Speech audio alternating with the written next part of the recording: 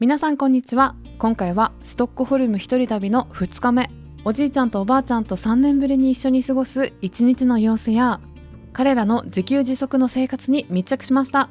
ぜひ最後までご覧ください。おはようございます。今回は先週の続きなので、普段の私たちが暮らす北スウェーデンではなく、ウプサラに住む妹エリンのお家で目が覚めました。おはようございます。今から準備します。私がバスルームで準備をしている間に、エリンが早速朝ごはんの準備をしてくれていて、ホテルみたいな素敵な朝ごはんを一緒にいただきます。美味しそう。もともと予報は雨だったんですが、今年一番くらいのいい天気にいつの間にか変わっていて、しっかり日焼け止めを塗ってすっかり真夏みたいな格好をして早速出発したいと思います。スウェーデンの高校生は原付バイクや車で高校に通うのはもちろん OK。 エリンが高校生の時から使っている車に乗り込んだら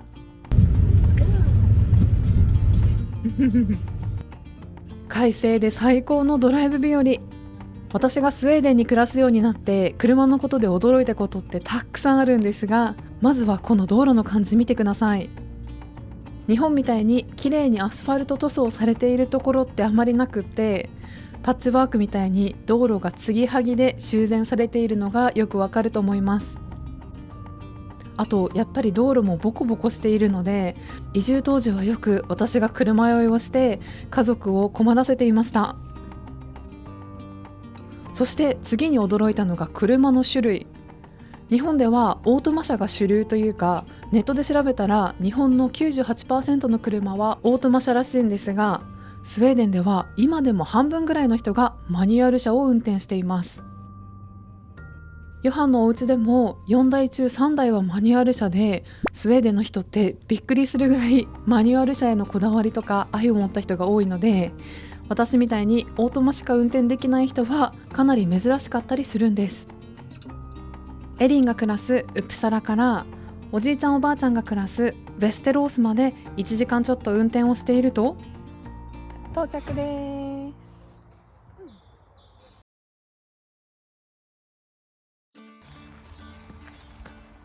この YouTube チャンネルで初公開のおじいちゃんとおばあちゃんのお家に到着です。へいへーNi kommer så tyst så jag hör. Välkommen. Tack så mycket. Vad kul att du kom och hälsade på. Jättekul. Välkomna. Tack så mycket. Nej, det var ju bara några dagar sedan. Det var ganska länge sedan ni sågs. Jo, bra var det.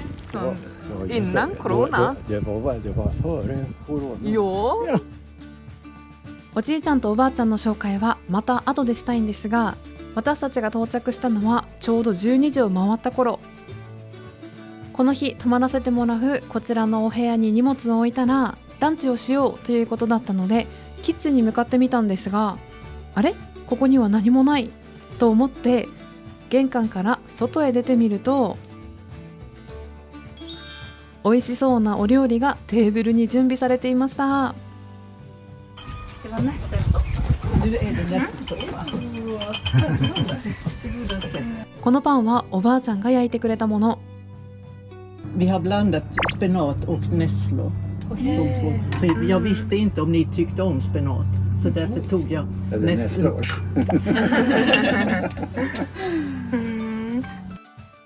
そしてスープに使われているネトルという植物はスウェーデンのどこにでも生えている雑草みたいなもので、葉っぱに毒があるので間違って触っちゃうと肌がかぶれてしまいます。これまで一度も食べようと思ったことはなかったんですが、熱を通すだけでビタミンや鉄分が豊富な食材に様変わりということで、ブイヨンと一緒に煮込んだ美味しいスープをいただきました。そして家の隣には川が流れていて、長い冬が続く北スウェーデンから来た私にとっては最高すぎる天気。次は食後のデザートが待っていました。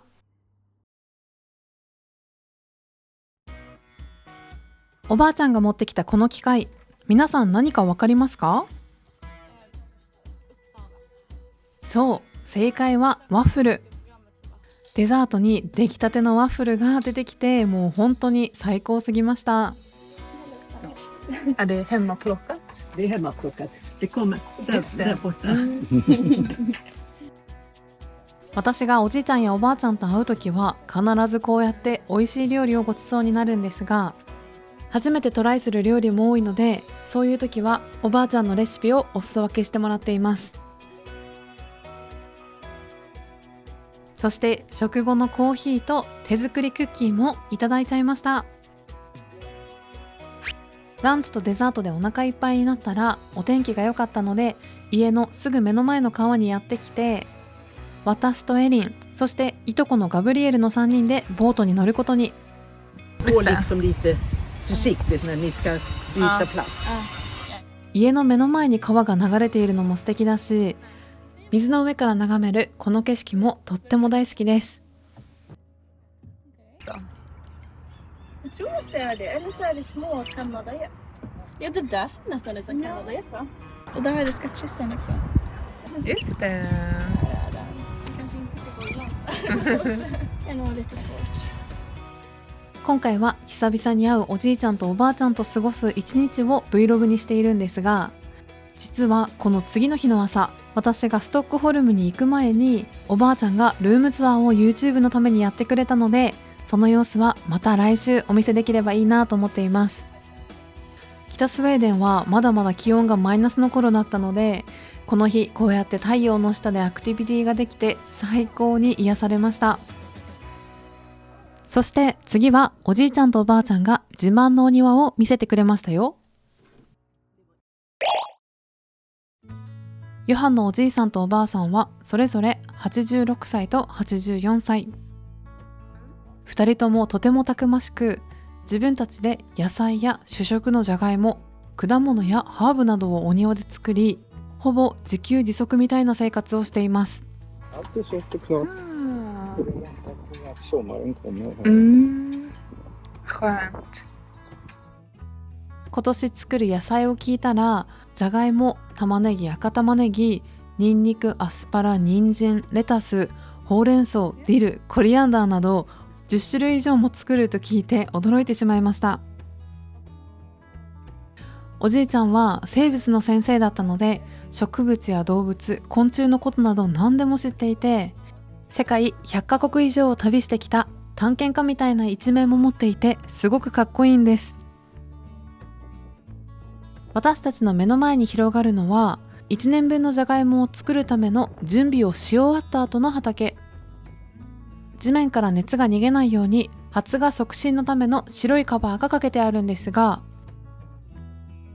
実際に今年育てるじゃがいもを見せてあげるようと、私も今まで行ったことがない作業場を今回見せてくれました。I mitten av mars så lägger jag upp dem här och så lägger jag dem inne i källaren. Så får de ligga så i en månad. Så, ja, inte kallt och inte varmt, utan så där en 10-12 grader. Och då börjar de att växa lite grann. Men vilken är den vanligaste? Den potatis som jag de äter? är väl egentligen inte den vanliga någon av dem, för att, men vi tycker det är skoj att ha lite olika sorter. Ja. Och sen när det är dags att sätta potatisen, då har vi det kallas för ett åder, så att vi plöjer ett dike och så stoppar vi ner potatisen. Okej, helpotatis? Hela potatisen. Okay. Så här inne, här har vi potatisen. Som vi har lite kvar från förra året. Okej. Och om man håller den hit, då det kommer inte som blad? Nej. Okay. Här ska de bara ha 4 grader. Just det. 1年間分の主食を自分の家で作るって、日本人の私に変換したら、コシヒカリに一目惚れ、日の光に秋田小町、もち米やタイ米を家で作ろうかなみたいなことかと考えると並々ならぬ努力に脱帽します。野菜10種類とはいかなくても、いつか私たちもお庭で野菜やハーブ、果物を育てる時のコツなど今度いろいろ教えてもらいたいなと思いました。そして次のアクティビティに行く前にちょっと休憩。Vilken saft är det? Är det hallon? Det är hallon och vinbär och krusbär och rabarber. Jag tar alla bär vi har här och så blandar jag det. みんなでフィーカを楽しんでいるとこんな一幕も。Okej, en gång till. Okej. Och så får du då ta den också. Det där är ju stylish. Ja, visst är det väl snobbigt. Men det är ju många byxor som ser ut så idag. Snyggt. 次はみんなであるところへ向かうんですが、どこに行くんでしょうか。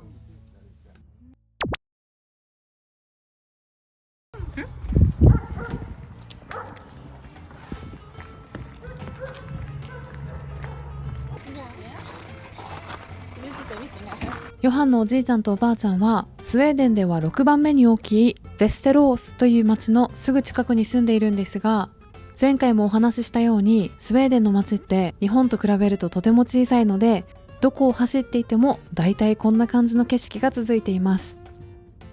あとスウェーデンって森は多いんですが、山というものがほとんどないので、日本だとどこでも見ることができる当たり前の風景が恋しくなったりもします。そんなこんなで目的地に到着。ここで私たちが何をするかというと、みんなで春を探しながらのんびりお散歩。スウェーデンの法律で森の中のキノコやベリーは誰でも取り放題。おばあちゃんはキノコ採集も得意なんですが、スウェーデンでは食べられていなかった松茸も最近では日本に輸出するためにスウェーデンの中でも松茸争奪戦が行われているということを教えてくれました。そうそう、忘れる前にお伝えしたかったんですが、このチャンネルの1周年を記念した生配信から数日経った頃、なんとチャンネル登録者数が2万人を突破しました。最近このチャンネルを見つけてくださった皆さんも、少し前からフォローしてくださっている皆さんも、本当にありがとうございます。いつも皆さんからいただいたコメントを朝に読んで元気をもらったり、動画制作のインスピレーションにさせていただいています。今見てくださっている皆さんがコメント欄に見たよと書いてくださるだけで、 YouTube の中でそれが大きな力になってこのチャンネルのさらなる成長につながると思いますので、もしよかったら一言でもいいので何か書いてくださると嬉しいです。家に帰っておばあちゃんが見せてくれたのは、おじいちゃんとおばあちゃんが毎年やっていることを写真や文章でまとめたアルバム。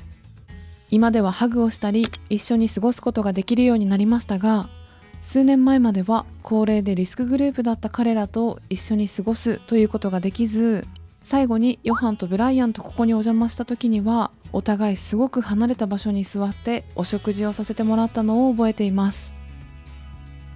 そして次はこちらのテーブルで素敵な夜ご飯。Tack så mycket. Vad är det? Det är pannkaka. Pannkaka. Med någon Det är fyllning. pannkaka och så är det räkor inuti. 最初に見た時は何の料理かわからなかったんですが、これはスウェーデンでよく食べられる美味しいパンケーキのアレンジレシピ。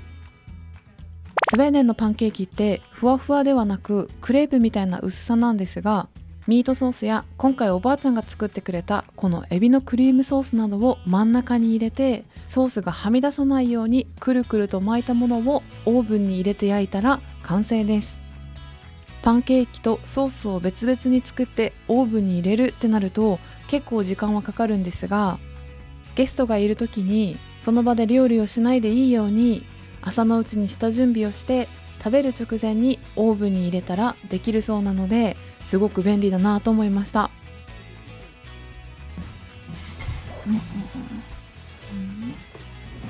Varsågoda. 母国語でもない英語でもないスウェーデン語を話す暮らしの中で、困ったり自信をなくすことってこれまで多々あったんですが、おじいちゃんとおばあちゃんは若い頃アフリカやアジアで暮らした経験もあるので、本当に私のいろいろなことを理解してくれていて、彼らに会うたびにいつも前向きな気持ちになります。インターネットがない時代に海外移住するってすごく大変だったと思うんですが、彼らの行った国やその経緯なんかも次回お伝えできればなと思っています。おじいちゃんとおばあちゃんに質問などがあればコメント欄にお寄せください。そして最後に出てきたのは食後のデザート。スウェーデンの伝統ルバーブのパイをいただきました。次の日は私がストックホルムに行くので早めに就寝するんですが、ストックホルム旅の前に来週のルームツアーもお楽しみに。またメンバーシップではリアルタイムで DIY の様子を動画にして皆さんに意見を募ったり、過去の動画を振り返ってみるおしゃべり動画を作っています。ベスティスメンバーになってくださったリンパンダさんや、新しくコンピスメンバーになってくださった皆さんのおかげでメンバーシップも今週50人を突破しました。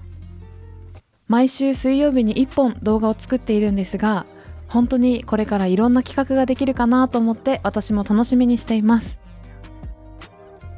それではまた来週もお会いしましょう。ヘイドー。